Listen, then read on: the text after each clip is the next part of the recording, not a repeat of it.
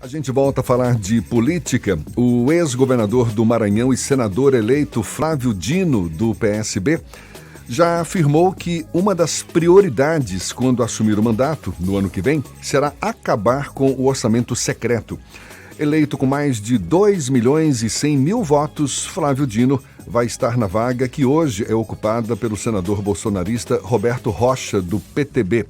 O senador eleito Flávio Dino, do PSB, é nosso convidado.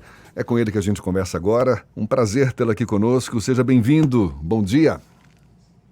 Bom dia, Jefferson. Um prazer falar com você, com toda a equipe do Grupo à Tarde, com todo o povo da Bahia. O combate ao orçamento secreto, o senhor já disse que é uma das suas prioridades. Quais outras o senhor tem? E num Senado que deverá ser mais conservador que o atual no ano que vem, não? Exatamente essa correlação de forças, essa pluralidade que nós teremos no Senado demandará um esforço adicional naquilo que é o principal hoje, que é garantir a retomada do desenvolvimento verdadeiro com distribuição de renda. Portanto, o fim do orçamento secreto é para, inclusive, termos dinheiro que hoje vai para a corrupção na esfera federal, destinada ao caminho certo, que são as políticas sociais. Então, eu pretendo, inclusive, mostrar como nós podemos e devemos conjugar responsabilidade fiscal com metas sociais. É um segundo tema ao qual irei me dedicar muito, além da temática da segurança pública, uma vez que fui juiz federal por 12 anos e tenho uma profunda relação com o sistema de justiça e de segurança pública.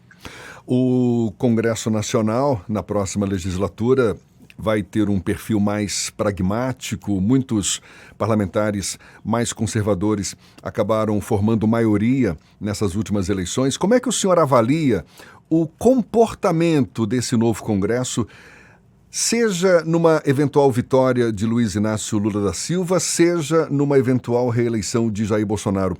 Seriam comportamentos diferentes? O senhor avalia como já pré-definidos esses movimentos, esses comportamentos, ou ainda está tudo muito cedo? Os três poderes têm uma relação de interdependência, ou seja, eles têm autonomia, é verdade, claro, porém, o que se passa em um influencia inevitavelmente o outro. Por isso, considero que nós temos caminhos bem diversos, dependendo da eleição do domingo. Essa eleição vai definir a presidência da República, mas também vai definir o perfil, o comportamento do Congresso e também o nível de independência que o Poder Judiciário terá. Ou seja, se houvesse, que não haverá reeleição do atual presidente Bolsonaro, nós teríamos uma hiperconcentração inédita dos três poderes nas mãos de um só. E isso é uma ameaça, obviamente, ao regime democrático. Já com a vitória de Lula, mais provável, nós teremos um diálogo entre o Poder Executivo e o Poder Legislativo, que tenho certeza irá evitar extremismos. O que nós precisamos hoje no Brasil é de ponderação, é de meio termo, equilíbrio. E essa vitória do Lula fará exatamente esse tempero, garantindo que um Congresso, mesmo com uma composição um pouco mais à direita, tem um comportamento adequado ao sentimento médio do povo brasileiro, que hoje deseja paz. E para haver paz, está na Bíblia, no livro de Isaías, é preciso que haja justiça social. E por isso acho muito, muito importante, inclusive, para que nós tenhamos um Congresso, um Senado, Câmara que funcionem bem, que nós tenhamos um Poder Executivo sob condução de mãos sérias e honradas, nesse caso com a vitória do presidente Lula. O senhor citou a vitória do ex-presidente Lula como a mais provável, mas há quem diga, muitos analistas políticos, que o jogo ainda está aberto, que essa disputa está muito acirrada agora nessa reta final. Como é que o senhor está avaliando? Hoje, inclusive, tem um debate previsto, o último, entre o ex-presidente Lula e o presidente Jair Bolsonaro. O senhor acredita, as pesquisas apontam uma vitória de Lula, mas o senhor acredita em alguma possível mudança, algum fato político novo? Recentemente, o presidente Jair Bolsonaro defendeu esse deputado Roberto Jefferson depois que ele trocou tiros com a polícia no Rio de Janeiro. Agora está levantando uma polêmica em torno da inserção de propaganda eleitoral em emissoras de rádio, dizendo que foi prejudicado. Ou seja, a gente tem percebido, principalmente do lado de Jair Bolsonaro, um esforço de criar novos fatos políticos. Esses fatos o senhor considera possíveis de provocar mudança nessa reta final da disputa? Jefferson, os fatos mostram a melhor resposta à sua importante pergunta. Nós abrimos o segundo turno com uma tentativa de apresentar um suposto atentado na comunidade de Paraisópolis, na cidade de São Paulo. Uma ideia de que haveria ali um fato que iria impactar nacionalmente, inclusive chegou a ser usado pela campanha do Bolsonaro. Depois nós tivemos essa armação com o Roberto Jefferson atirando e tentando matar policiais federais, inclusive com bombas, com granadas. Agora, estas fake news das rádios. Tivemos agora o Bolsonaro atacando violentamente o prefeito do Rio de Janeiro, com termos execráveis, termos que não podem sequer ser repetidos, xingamentos, coisas realmente grosseiras. Então, o que nós vemos, na verdade, é um comportamento de uma pessoa que caiu de um navio no meio do oceano e não sabe nadar. O Bolsonaro bate muito os braços, as pernas, grita, mas não tem eficácia nesses movimentos. Não vejo que no debate essa sua atitude vá alterar significativamente o principal, que é o fato de nós termos este navio conduzido pelo presidente Lula indo na direção certa a um porto seguro. Então, eu realmente não creio que em 48 horas uma diferença de muitos milhões de votos venha a se dissipar. É claro que temos a votação, vamos aguardar com prudência, com cautela, mas eu estou pensando também no dia seguinte. Espero que o Bolsonaro tenha respeito à democracia, respeito ao voto popular e contenha a ação de arruaceiros.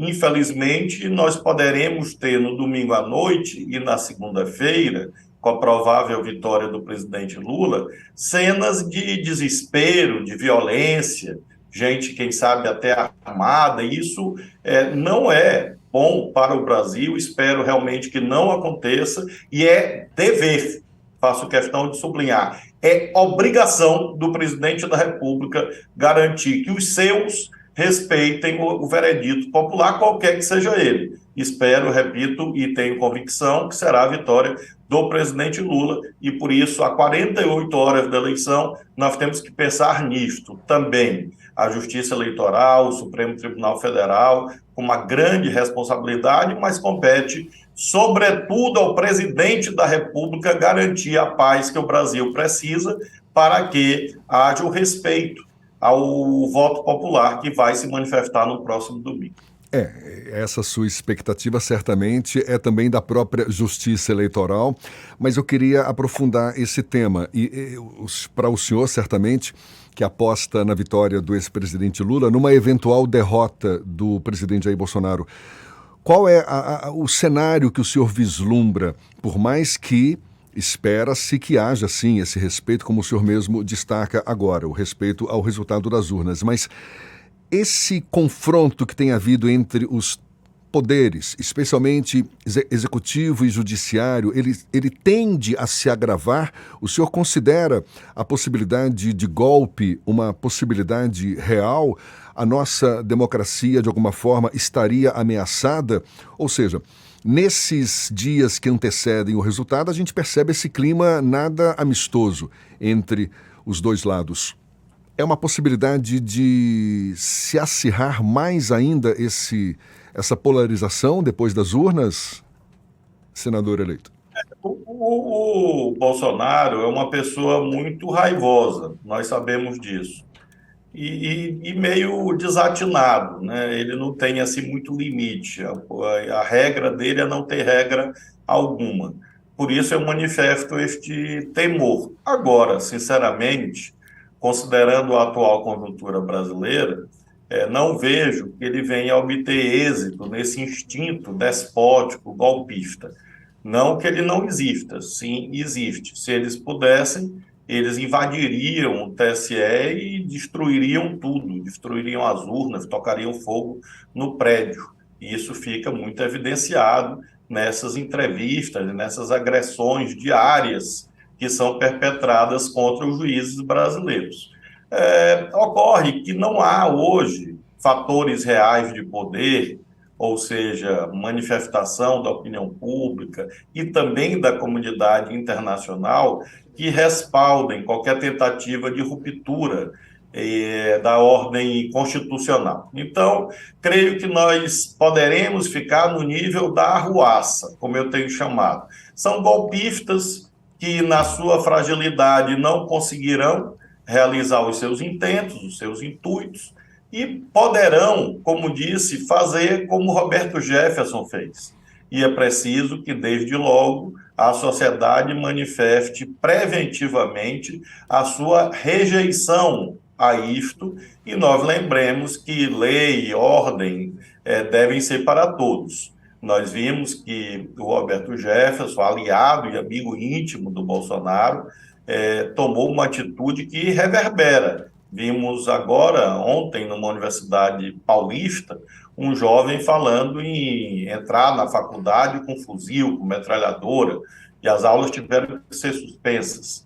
Então, especialmente dos governadores, mas também da imprensa, de todos os formadores de opinião, é fundamental essa atitude vigilante.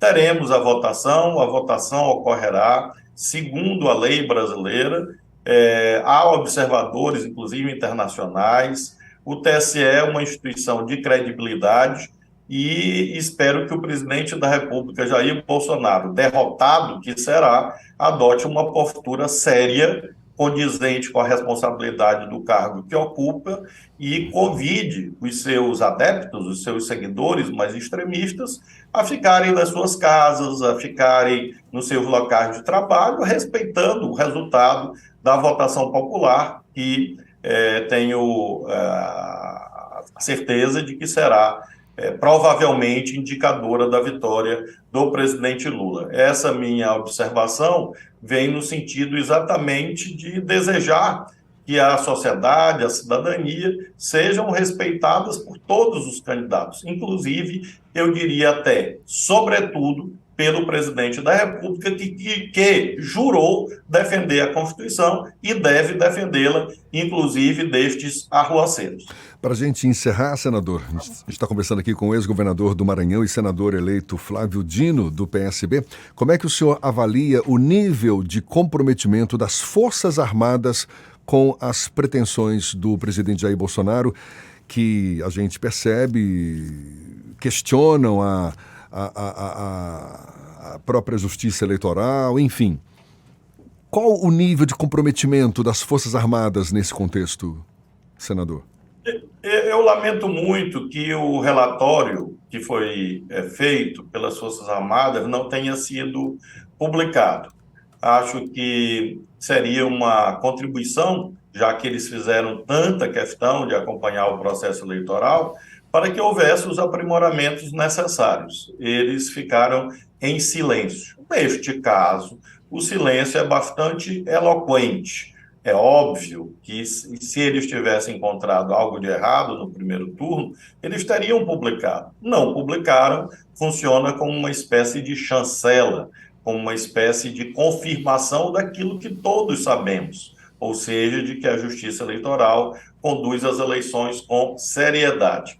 Vivemos daqui e da colar pessoas das Forças Armadas, eu não falo das instituições, falo de integrantes que acabaram por se apaixonar em demasia pela posição política extremista que o Bolsonaro representa, às vezes até em troca de vantagens pessoais, super salários, privilégios, etc. Eu creio que essas instituições de Estado, como Forças Armadas, como diplomacia, como Judiciário, temos este caso vergonhoso do Sérgio Moro, como Ministério Público, como Polícia Federal, não podem se envolver nessas paixões momentâneas. Isso é para os políticos e não para as instituições de Estado que têm natureza permanente. Este é um tema que nós precisamos debater para aprimorar as normas, mas também para que haja um comportamento condizente com aquilo que se observa em outras nações. Então, eu espero que esse momento triste, esta página triste, em que alguns integrantes das Forças Armadas não honram as suas fardas, passe rapidamente e logo nós tenhamos aquilo que desejamos: Forças Armadas isentas, que sirvam ao país, independentemente de governos, e que não se metam nas questões próprias do regime democrático, uma vez que, imaginemos, eu, senador, havendo uma manobra militar, eu não irei dizer a um general o que ele deve fazer, porque pressuponho que ele saiba mais do que eu sobre estratégias e táticas militares. Do mesmo modo, os generais têm que respeitar aqueles que comandam a política, que são os cidadãos e cidadãs, e as instituições designadas pela Constituição, no caso a Justiça Eleitoral. Eu acho, portanto, que é um hiato triste, né, com esse comportamento de alguns integrantes, mas passará, e logo na segunda-feira, creio que as Forças Armadas vão nos ajudar nesse diálogo amplo que nós precisamos fazer para unir o Brasil sob uma nova liderança, sob uma nova institucionalidade, inclusive para que o mundo volte a respeitar a nossa pátria como nós desejamos. Senador eleito Flávio Dino, ex-governador do Maranhão, muito obrigado pela sua disponibilidade. Seja bem-vindo sempre aqui com a gente. Bom dia e até uma próxima, então. Bom dia, que Deus proteja todos nós. Muito obrigado mais uma vez. 8h50 na Tarde FM.